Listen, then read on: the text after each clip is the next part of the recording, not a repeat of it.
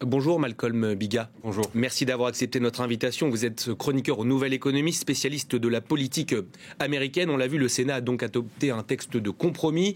Il a fallu pour cela que 8 sénateurs démocrates se joignent au vote. La pression était devenue trop forte pour eux. Comment expliquer leur vote ? Alors, le ralliement démocrate a créé quelques remous au sein du parti. On accuse tout d'abord Chuck Schumer, qui est le chef de file, la tête du parti à la Chambre haute, le Sénat, de ne pas savoir tenir ses troupes. Et pour comprendre pourquoi ces 8 sénateurs démocrates ont rallié le vote républicain, c'est que ces démocrates finalement ne sont pas inquiétés par une prochaine élection. On en a même 2 sur les 8 qui ne vont pas qui vont prendre leur retraite en 2026. Donc pour eux, c'est peut-être un moyen de finir leur mandat avec un geste de compromis en face à l'autre parti. Vous nous dites que ce sont donc des élus qui ne sont pas concernés par les midterms dans un an, c'est ça ? C'est ça, la plupart ne sont pas concernés, d'autres ne vont pas être réélus pour ces midterms-là.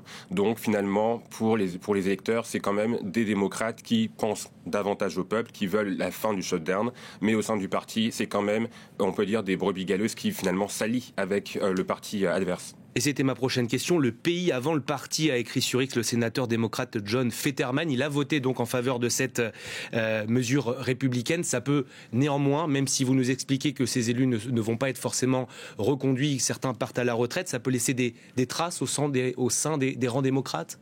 Ça va laisser des traces, et ça laisse d'ailleurs des traces. Même John Fetterman, qui vient de Pennsylvanie, le Parti démocrate pense déjà à lui trouver un adversaire démocrate pour le remplacer à la prochaine primaire. Donc on voit bien que le parti qui veut finalement tenir un bras de fer avec le président Donald Trump est en train de perdre la première manche dans ce shutdown.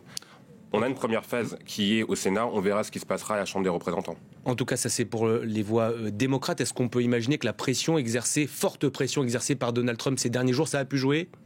Bien sûr, ça a joué. Ça a joué parce que, contrairement au Parti démocrate, le président a vraiment la main mise sur son parti républicain qui votera en bloc selon sa volonté. Du côté démocrate, on voit bien qu'il y a quand même une certaine division qui a fait que le parti a plié finalement face à Donald Trump et non l'inverse.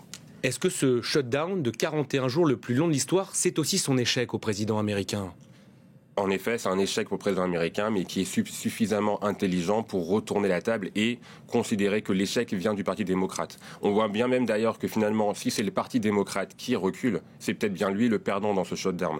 Et aujourd'hui, le président américain qui a le record du plus long shutdown, 41 jours, 42 jours pour demain, est en train de retourner la table et de retourner la communication autour de cet acte. Et il faut aussi parler des conséquences économiques. Je voyais ces chiffres, moins 0,4% de croissance sur le PIB, entre 7 et 15 milliards de pertes sur l'économie américaine.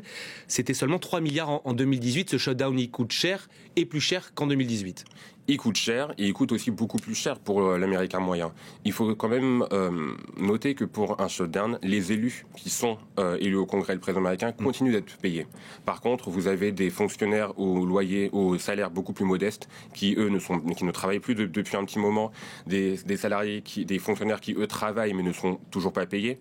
Et donc, on a quand même un paquet de fonctionnaires qui expriment une grogne. Comment comprendre que nos représentants américains, je veux dire, continuent d'être payés durant un shutdown qui n'arrive pas finalement à mettre fin et que des fonctionnaires soient obligés de trouver un deuxième emploi, continuer à se présenter au travail tout en n'étant pas payés. Il y a quand même une incompréhension de la part du peuple américain. Alors éclairez-nous sur la suite. Cette proposition de loi, donc elle étend le budget actuel jusqu'à fin janvier. En fait, il s'agit juste d'un décalage. On peut s'attendre au même problème en début d'année prochaine ?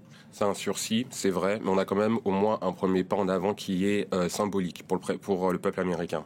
On va avoir une phase qui va aller d'un vote, dès demain d'ailleurs, à la Chambre basse, donc la Chambre des représentants. Et ensuite, si accord est trouvé, cette proposition de loi sera signée par le président américain. Et des signatures, les fonctionnaires pourront revenir au travail et tout le processus de paix rétroactif sera également mis en place.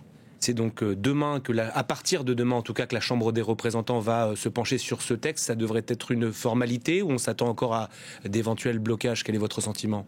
Selon moi, il y aura peut-être quelques blocages, parce qu'il faut savoir que l'écart entre républicains et démocrates à la Chambre haute est un peu plus élevé qu'à la Chambre basse. Donc la Chambre basse peut-être fera plusieurs allers-retours pour pouvoir arriver à un accord. Également, je pense que les sénateurs sont peut-être plus prompts au compromis que les représentants à la Chambre basse. Donc on aura peut-être quelques jours encore à devoir attendre avant d'avoir un projet qui sera présenté dans le bureau ovale à Donald Trump. Et on va donc scruter ça à la fin officielle. Ce n'est pas encore le cas aux États-Unis de ce shutdown. Merci beaucoup Malcolm Biga. Merci beaucoup d'avoir accepté aujourd'hui l'invitation de France 24. Merci infiniment.